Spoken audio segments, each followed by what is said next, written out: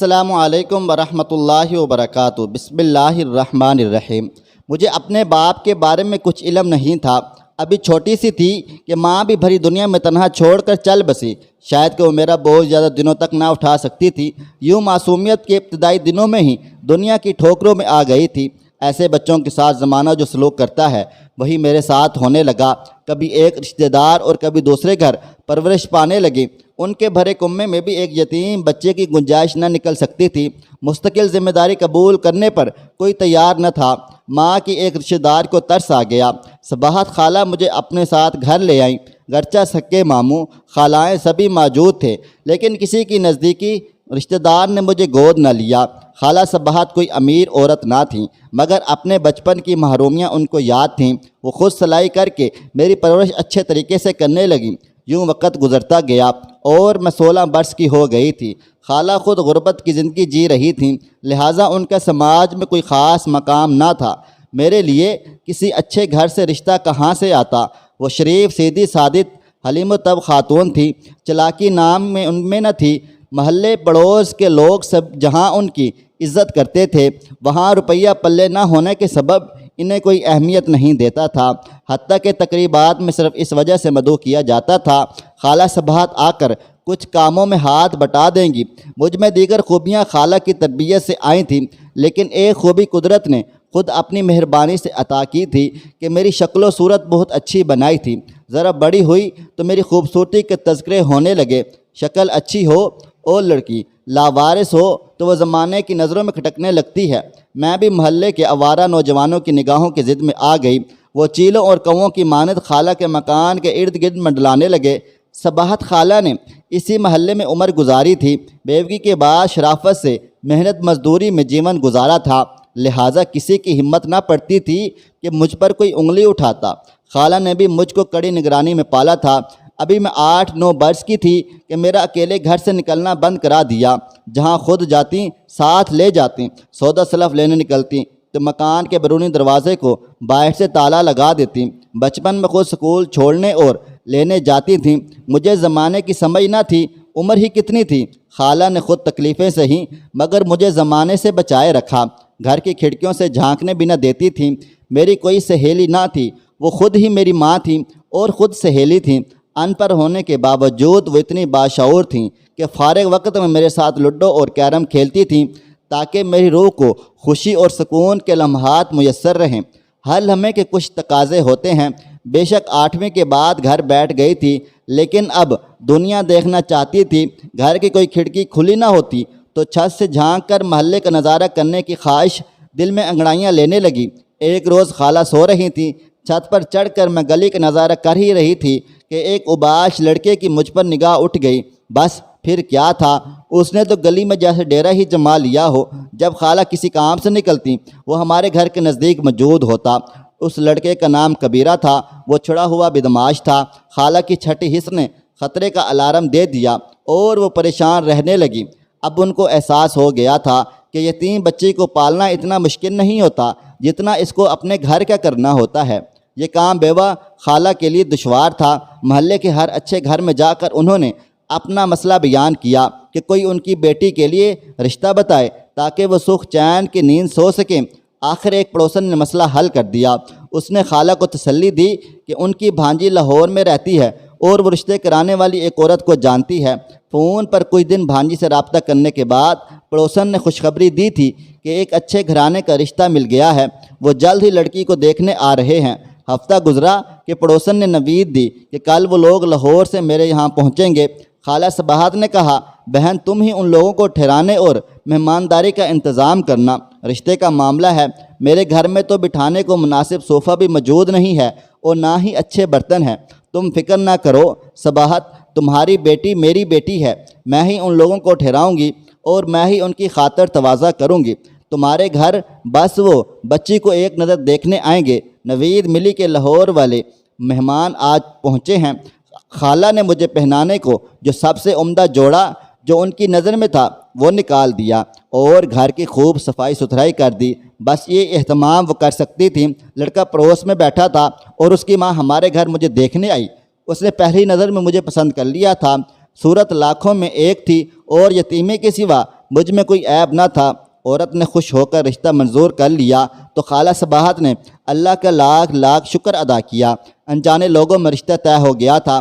خالہ کا دل ڈرتا تھا، مگر پڑوسن نے ہمت بندھائی کہ اچھے اور شریف لوگ ہیں، گھبراؤ نہیں، والدین تو صرف بر دیکھتے ہیں، قسمت نہیں بنا سکتے، دعا کرو تمہاری بیٹی کے نصیب اچھے ہوں۔ وہ شادی کی تاریخ رکھ کر چلے گئے۔ خالہ نے رخصتی کے لیے 3 ماہ کی مہلت مانگی تھی۔ اس دوران پڑوسن کی مدد سے میرے جہیز کے چند جوڑے اور کچھ برتن وغیرہ خرید لیے گئے۔ حالانکہ ان لوگوں نے کہا تھا ہم کو جہیز کی قطعی ضرورت نہیں ہے، اللہ تعالیٰ کا دیا سب کچھ ہے۔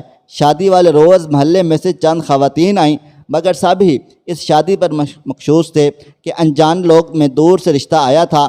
کافی اندیشے تھے، مگر خالہ سے کسی نے کچھ نہ کہا، کیونکہ صباحت بی بی کی ہمت کے وہ معترف تھے جنہوں نے 100 عذاب سہ کر مجھے پالا پوسا۔ کس رشتہ دار نے اتنے عرصے میں خبر نہ لی تھی؟ آج کوئی کیسے اعتراض کر سکتا تھا؟ جب ضرورت کے دنوں میں وہ لا تعلق رہے، پڑوسن کی بیٹیوں نے مجھے سجا سنوار کر دلہن بنا دیا۔ گھر میں مہمان عورتیں تھیں، مگر وہ خاموش تھیں، گویا شادی کے گھر میں ہو کا عالم تھا۔ جب دلہا گھر میں آ گیا تو دیکھنے والوں پر بجلی گر گئی۔ یہ شخص کسی طور سے میرے جوڑ کا نہ تھا۔ عمر بھی 40 برس سے 2-4 سال اوپر تھی۔ پختہ سن تھا، جبکہ میں ابھی بچی تھی، تاہم تمام لڑکیوں سے زیادہ سگڑ اور سمجھدار تھی۔ نکاح اور گواہوں کے انتظامات بھی پڑوسیوں نے کیے تھے۔ کچھ محلے دار میری شادی میں آئے، لیکن ہر چہرہ سوچ میں ڈوبا تھا۔ انہیں لگتا تھا بیچاری بیوہ اور اس کی یتیم لے پالک بچی کے ساتھ شادی کے نام پر ضرور کوئی فراڈ ہوا ہے، لیکن اخلاقی جرت کسی میں نہ تھی۔ سب کی زبانیں بند تھیں کہ عین شادی کے وقت معاملہ گڑبڑ ہو گیا تو تمام ذمہ داری ان پر پڑ جائے گی، پھر کون کب مجھ یتیم بچی کو ڈولی چڑھائے گا؟ سبھی نے سوچا اللہ مالک ہے، اب جو ہو رہا ہے ہونے دو۔ شام کو نکاح ہوا اور رات 9 بجے برات رخصت ہو گئی۔ لڑکے کا گھر لاہور سے نزدیک کسی نواحی گاؤں میں تھا۔ انہوں نے ولیمے کی دعوت دی، مگر لڑکی والوں کی طرف سے کوئی نہ گیا۔ شادی کے بعد مشتاق نے کئی بار خالہ صباحت سے بات کرائی۔ فون پڑوسن کے گھر تھا، وہ خالہ کو بلوا لیتی اور میں بات کرتی۔ وہ پوچھتی کہ کیا حال ہے، تم خوش تو ہو نا؟ اور میں جواب دیتی کہ سب ٹھیک ٹھاک ہے، آپ فکر مند نہ ہوں۔ یوں تو سب ٹھیک ٹھاک تھا، لیکن مشتاق کی صورت شکل اور عمر سے یہ رشتہ میرے جوڑ کا نہ تھا۔ پھر بھی یہ سوچ کر سمجھوتا کیا، چلو میں اپنے گھر کی تو ہو گئی اور خالہ کے سر سے فکر ٹل گئی۔ ان کے بعد میرا کون تھا؟ اب کم از کم اپنا گھر تو ہے۔ مرد کی عمر شکل کا کیا کرنا؟ تحفظ اور مضبوط پناہ گاہ میری اولین ضرورت تھی، جو میسر آ گئی۔ میں اطاعت گزار تھی، خالد نے تربیت ہی ایسی دی تھی، ہر طرح کے حالات سے سمجھوتا کرنے کی صلاحیت مجھ میں تھی۔ لیکن گھر کا ماحول گھر جیسا نہ تھا، بلکہ عجب طرح کا ماحول تھا۔ پاس پڑوس سے کوئی آتا جاتا نہ تھا۔ کسی عورت نے دلہن دیکھنے کو اس گھر میں قدم نہ رکھا۔ صرف مشتاق کے دوست ہی آئے جن کو وہ بیٹھک میں بٹھا دیتے۔ یقیناً یہ سب ان کے کاروباری دوست ہی تھے کہ گھر میں خوشحالی تھی۔ کوئی سسرال سے نہ آیا، نہ ساس، نہ نند، دیور، جیٹھ، جٹھانی، کوئی ایسا رشتہ دار ظاہر نہ ہوا جیسا کہ مشتاق کا کوئی نہ ہو اور یہ اس دنیا میں اکیلے ہوں۔ جو عورت ماں بن کر رشتہ لینے آئی تھی وہ اب بھی اس گھر میں موجود تھی، مگر وہ خاموش تب اس قدر تھی جیسے گنگی ہو، چپ چاپ گھر کا کام کاج کرتی رہتی اور مجھ سے کم ہی گفتگو کرتی۔ سچ کہتی ہوں، مختصر عرصہ میں خاموشی سے تنگ آ گئی اور میری زبان باتیں کرنے کو ترسنے لگی۔ گرچہ اپنے گھر کے میں خاموشی رہتی تھی اور خالہ زیادہ تر کام میں مصروف ہوتی تھی، لیکن وہاں قبرستان جیسی خاموشی تو پھر بھی نہ ہوتی تھی۔ جلد ہی اس فضا میں دم گھٹنے کا محسوس ہونے لگا۔ میں نے عورت سے گھلنے ملنے کی کوشش کی، مگر اس نے فاصلہ رکھا۔ وہ مجھ سے دور رہنے کو بہتر سمجھتی تھی۔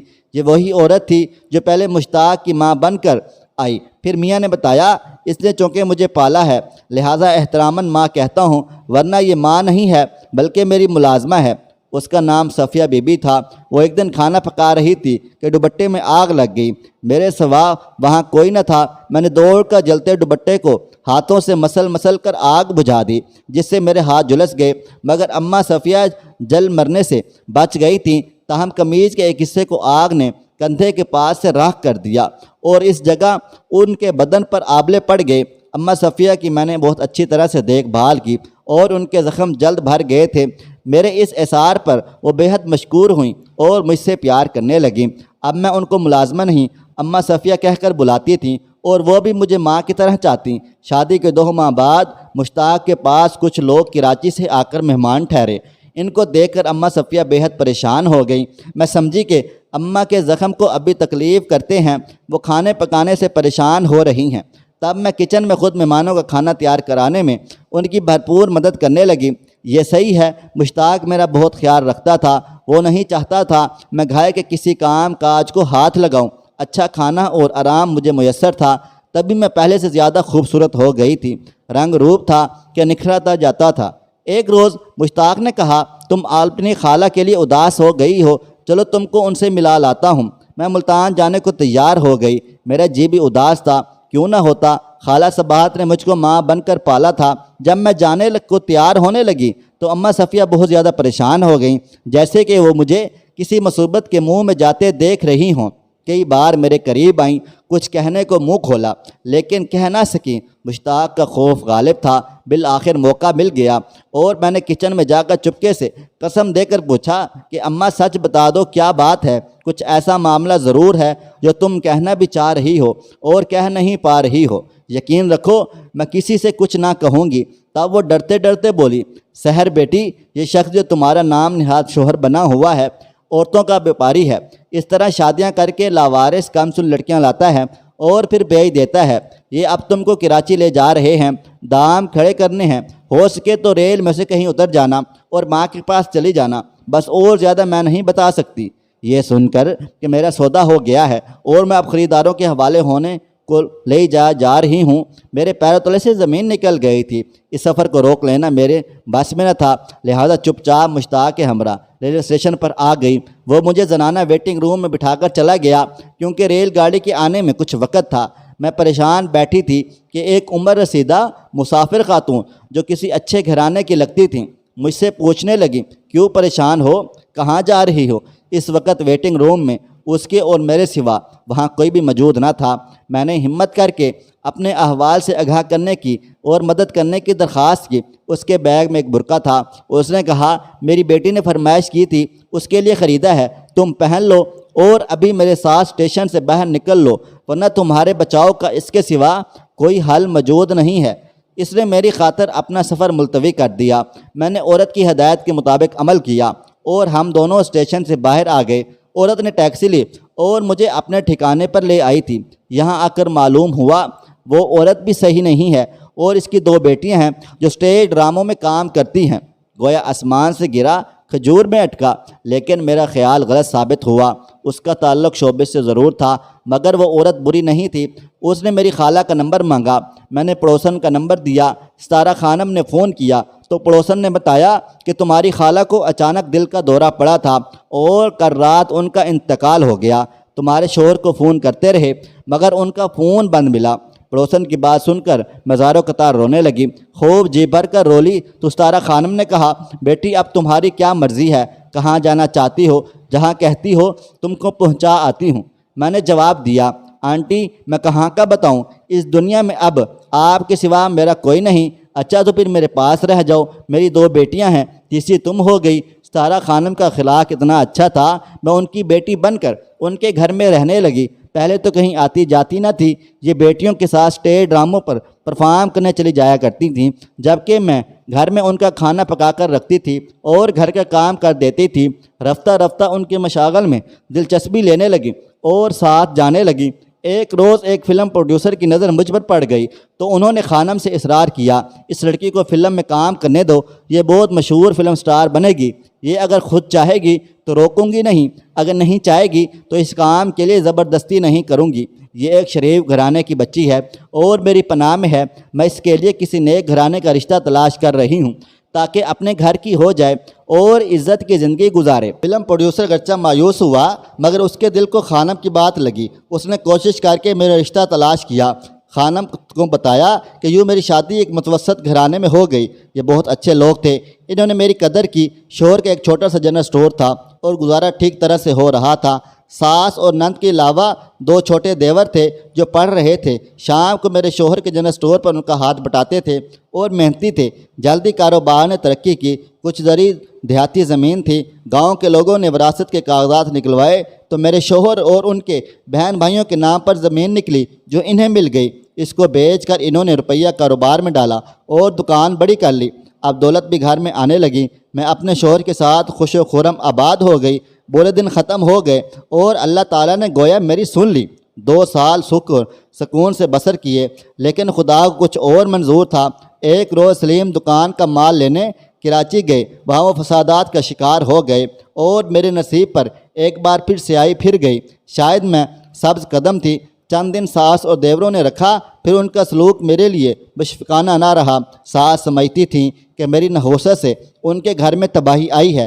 جب ان کا رویہ ناقابل برداشت ہو گیا تو میں نے خانم کو فون کر دیا۔ یوں وہ مجھے اپنے پاس لے آئیں۔ وہ فلم پروڈیوسر سر اب بھی ان کے گھر آتا تھا اور ان کی بیٹیاں اس کے توسط سے فلموں میں چھوٹے موٹے رول کرنے لگی تھیں۔ مجھ کو دوبارہ خانم کے پاس دیکھا تو پھر سے فلم میں کام کرنے کی آفر کی۔ اس بار خانم نے بھی کہا کہ تم قسمت آزمائی کر لو۔ وہ صاحب بار بار اصرار کر رہے ہیں، کیا خبر تم پر دولت اور شہرت کے در کھل جائیں اور میرے بھی دن پھر جائیں گے۔ میرا ابھی کوئی بھی نہ تھا جن کا میں پالن کرتی۔ میں نے خانم اور پروڈیوسر سر کا کہنا مان لیا۔ شروع میں 1-2 چھوٹے رول دیے جو میں نے خوش اسلوبی سے نبھائے تو انہوں نے ایک فلم میں سائیڈ ہیروئن کا رول دلوا دیا۔ فلم بے حد کامیاب رہی۔ اس کے بعد تو فلمی معاہدوں کا تانتا بند گیا۔ خانم کی سرپرستی میں چند فلمیں کیں جو بہت ہٹ ہو گئیں اور میں ایک نامور اداکارہ بن گئی۔ شاید قدرت کو بھی یہی منظور تھا۔ دولت اب میرے گھر کی باندھی تھی اور شہرت میرے قدم چوم رہی تھی۔ میری دولت کی کل مقدار میری سرپرست خانم بن گئیں۔ میں نے ان کو بنا دیا۔ فلم میں کام کرنا بھی میں نے ان کی خاطر منظور کیا تھا، کیونکہ ان کی خواہش تھی کہ ان کی لڑکیاں بھی فلم سٹار بنیں۔ وہ تو نہ بن سکی، لیکن میں ایک یتیم بچی اور شرمیلی سی لڑکی مشہور ایکٹریس اور ٹاپ کی ہیروئن بن گئی تھی۔ جب کسی فلم کا معاوضہ ملتا تو خانم کو دے دیتی، وہ اپنی مرضی سے خرچ کرتی۔ انہوں نے میرے لیے گاڑی لی اور ایک عالی شان گھر خریدا۔ خانم نے میری قدر کی، دل سے میری مدد کی، تو میں نے بھی ان کے دل سے پیار کیا، ان کو ماں کا درجہ دیا، کیونکہ ان کا اپنا من انمول اور خوبصورت تھا۔